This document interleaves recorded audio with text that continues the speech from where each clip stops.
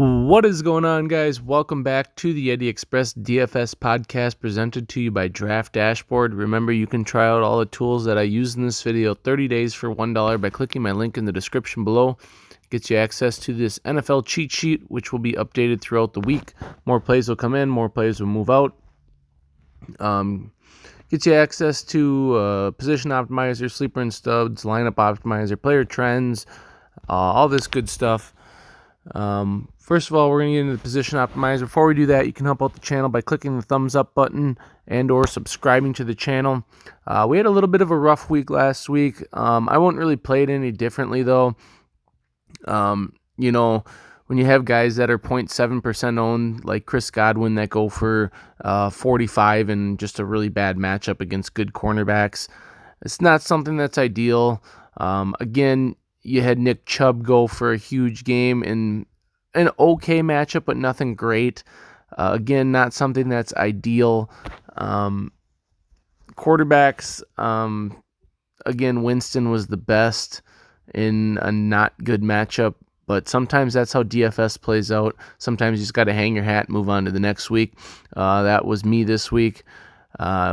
We definitely did not do well this last weekend, but we will get back onto it. Week 3, we profited $72. Week 4, we lost 47. So we're still up on the NFL season. Just wasn't really a good week for me this last week. Alrighty. Quarterbacks. I have a little bit smaller of a player pool than I normally do. I might do an updated video at the end of the week. Just kind of feel out what I like. But first look, quarterbacks, I like Lamar Jackson against the Pittsburgh Steelers. Pittsburgh actually leads the league in plays over 20 yards allowed on defense. So they give up big plays. They looked really good on Monday. Looked like a totally different team, but they started running a wildcat and some goofy stuff and had the ball for a large portion of this game. That happened on Monday night. But this is a week I actually do like Lamar Jackson, and I tell you guys every week that I don't like him. But this week I am in on Lamar Jackson, 7,100. He's got about a 22 projection.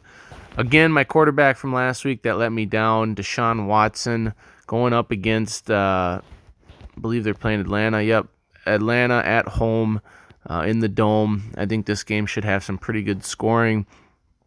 I like Deshaun Watson quite a bit. I can pair him up with Hopkins and Fuller against a bad secondary in Atlanta.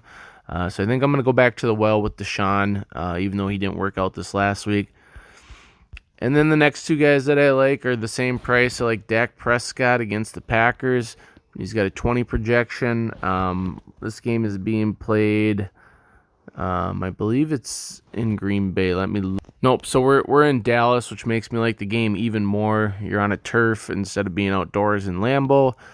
So yeah, give me Dak Prescott all day long. Give me Aaron Rodgers in the same game. I think you can game stack this game. I think we see a lot of points in this game. Running backs, not a whole lot I love at the running back position either. You can go to McCaffrey, who's got a pretty safe floor of about 30 points, but you're paying $9K for him right now. I don't know. I'm still in the avoid Christian McCaffrey. More in the avoid McCaffrey range than play him right now. He had 10 receptions last week, but the first week he only had 3, and that's a big difference. If he doesn't get those 10 receptions last week, I think he had like 80 yards receiving too. So he got 18 points through the air. And, that's something that's a lot harder to predict. McCaffrey has a big volume of stuff. He gets a lot of everything. But the first week with Kyle Allen at quarterback, he only had 4 targets and 3 catches. So that's taken like 15 points off that score.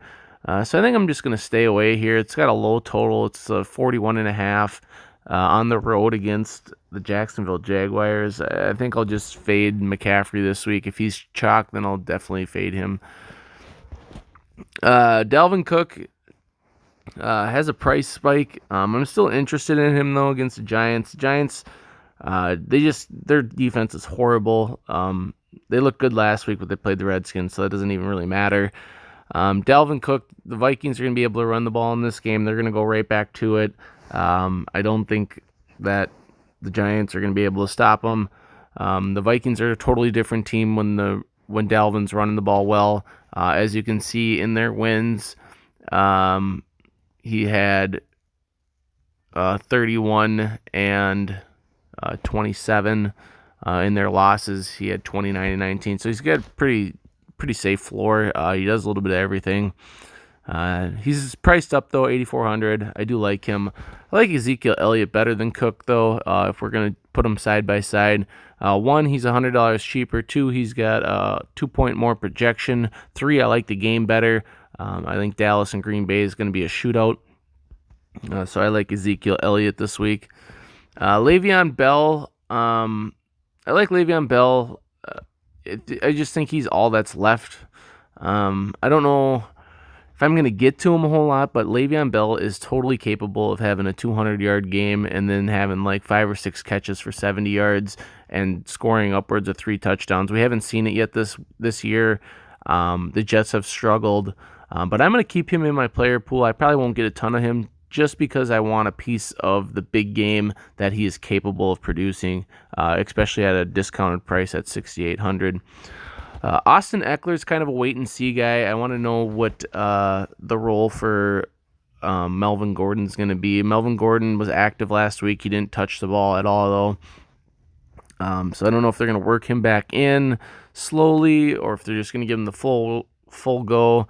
My guess would be that Eckler's probably in on 70% of the snaps and Gordon's probably in on 30%. But that's just kind of my gray area projection, just because I think they'll ease him back in instead of giving him the full go. I don't know where he's at. I'll have to wait and read some articles this week about Melvin Gordon. But I do have interest in Eckler depending on what the snap situation looks like. I didn't include him in my player pool because I don't know yet. So we might have to do an updated video on Friday. Leonard Fournette against Carolina.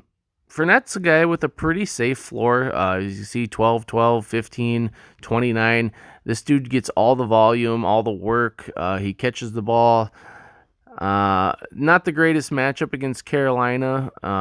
Carolina's been kind of playing some lower scoring games lately. I just think that Fournette is a guy that gets so much volume that you have to include him at just 6,400 with a 16 projection. Next up, I included Jordan Howard. I actually made money on the last Thursday night slate because I had quite a bit of Jordan Howard. I just think that they're going to start to use him more. I think he might actually be becoming the every down back. Miles Sanders might be more of the third down back or the speed back, change of pace. But I think they want Jordan Howard to be their guy. So I'm going to include him just because he's cheap. And nobody else down in the dumpster yet. Wide receivers, like Julio Jones against Houston. Julio is a machine. As you can see, he has 30-point upside. He also can get shut down, but Houston does not have the greatest corners in the world, so I think you can include Julio for 7,700. Michael Thomas, I love. Tampa Bay cannot stop anybody, cannot stop the pass. Just gave up 517 yards to Jared Goff. Different game script in that game, though, because the Rams were down by so much, so that's kind of a game theory thing, but I think that... I think we can go to Michael Thomas at 6,600. That's a cheap price tag for a great wide receiver. Obviously, Teddy Bridgewater being quarterback hurts him a little bit. His last 2 games with Teddy, though, still 16.4 and 18.5. I think Michael Thomas will be very popular this weekend, and I think he should be. Next guy up I have to pair up with my quarterback is Marquise Brown. Like I said, the Pittsburgh Steelers lead the league in plays over 20 yards allowed on defense. Marquise Brown is a big player. Him and Lamar Jackson could have a couple big plays in this game. I think he's the receiver you want to get. Hollywood Brown with Lamar Jackson if you want to stack them up. Down in the dumpster, actually not down in the dumpster, but DeAndre Hopkins, 7,800, 18.7 projection against Atlanta. Love that play. Even though he doesn't grade out well, I'm not sure why he doesn't grade out well. Might be a price thing, but It might be just because guys like Michael Thomas are 6,600. Amari Cooper has a tough matchup, but Cooper's kind of matchup proof because they move him all over the place. We talked about this with Xavier Howard against the Dolphins 2 weeks ago. Amari Cooper, he lines up everywhere. They move him around, and I don't think that he's going to see a whole lot of that one cornerback that's really damn good for Green Bay. His name escapes me at the top of my head, but they do have a really good corner on the outside to covering the number ones. Next up, I have Will Fuller. Will Fuller against Atlanta. Again, Atlanta gives up a lot of big plays. Atlanta in the Dome. This game should be high scoring. Give me some Will Fuller at a cheap price tag of $4,500. Next up, I have Randall Cobb. Revenge game narrative, $4,200 going against Green Bay at home. Cobb dropped a touchdown last week, or he would have been everywhere again. Cobb not getting a ton of looks, but when he does, he's getting good looks. So I think we can include Randall Cobb this week. Tight ends, not a whole lot I like at tight end, honestly. Evan Ingram against Minnesota. Evan Ingram is the number one receiver on this team. He's a very good tight end. The Vikings are extremely good at covering tight ends. I think they've given up 3 touchdowns in like the last 20 games against tight ends or something like that. Is dating back to like a year and a half already now. Vikings are just good against tight ends, so I'm going to avoid him.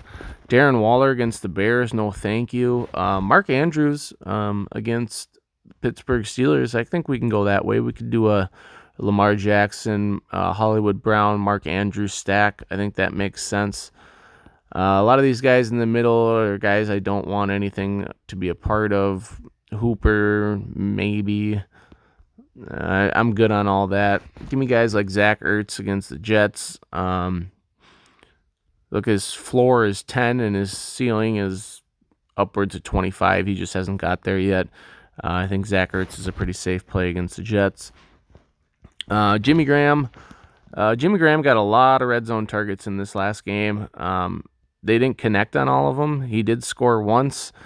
He probably should have scored twice, maybe even 3 times. They targeted him a ton in the red zone last game. I think we can keep Jimmy Graham in our player pool.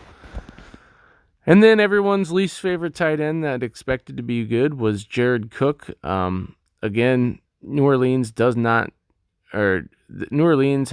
really gotten him the ball. Tampa Bay struggles against everybody and everything. I think we could maybe start seeing Teddy Bridgewater give Jared Cook a look or two in the red zone. Defenses, I kind of have a short defensive player pool right now. I have the Bears, the Vikings, and the Patriots right now. Patriots against the Redskins on the road. They're like 16-point favorites. I think the Redskins have an implied total around like 12 or 13. Vikings, very good defense, a lot better at home. They're on the road, but they're still a very good defense. I think you could see a coming out party for the Vikings this week on defense. And the Bears against the Raiders. The Raiders are an okay offense, actually, but that Bears defense is so good that I would like to have a piece of the Bears. Alrighty, we'll make a quick couple lineups here. We'll get into the lineup optimizer. On DraftKings, I think I want to just go get Lamar Jackson. Lamar Jackson. Let's get down here. Let's get Devontae Adams. You get down off of the Patriots. Sneak in the Vikings. Michael Thomas. I like that. What do we got at tight end? I'd like to get Andrews in there so we can just stack her on up here. Down from... Let's try to get Ezekiel in here. Let's get Devontae Adams out of here, even though I do like Devontae Adams this week.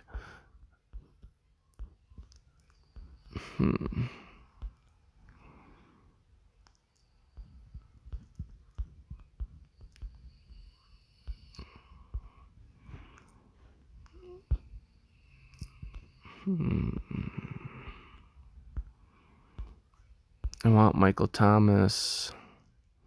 I want Andrews, I want Brown. Yeah, it's going to have to be Adams, unless there's a running back that we like for cheap. Yeah, I don't think I'm getting down into any of this.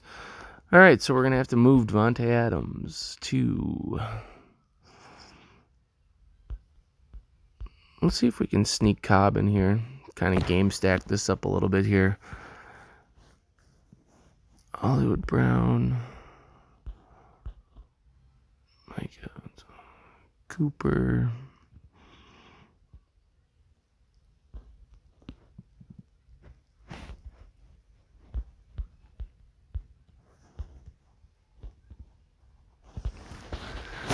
I honestly like something like this. It leaves 500 on the table. Lamar Jackson, Ezekiel Elliott, Jordan Howard, Randall Cobb, Will Fuller, Marquise Brown, Mark Andrews, Michael Thomas, Vikings defense. I think that's actually a pretty good lineup. On FanDuel, we'll take a look over here. Let's make a Deshaun Watson lineup. Let's go Watson.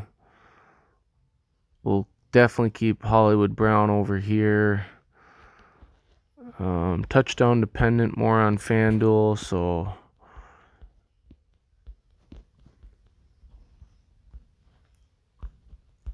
I want guys like Elliott, Cook. Let's see if we can get something like this in here. We'll get Hopkins. So now we're looking to cut 20-some hundred.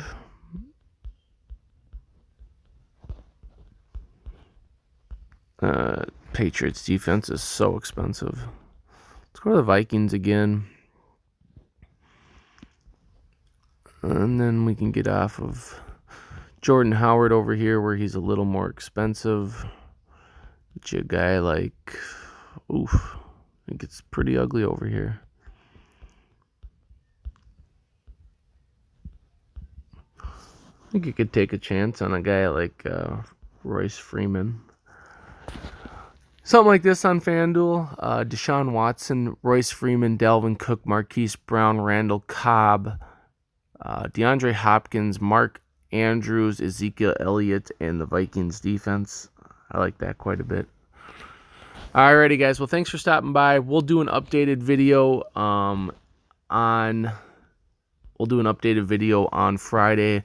We'll have a lot more plays coming in, coming out. We'll have an active comment section. If you need any questions from me, any certain players, I can tell you what I think of them in the comment section below. Thanks for stopping by. Click the thumbs up button and subscribe.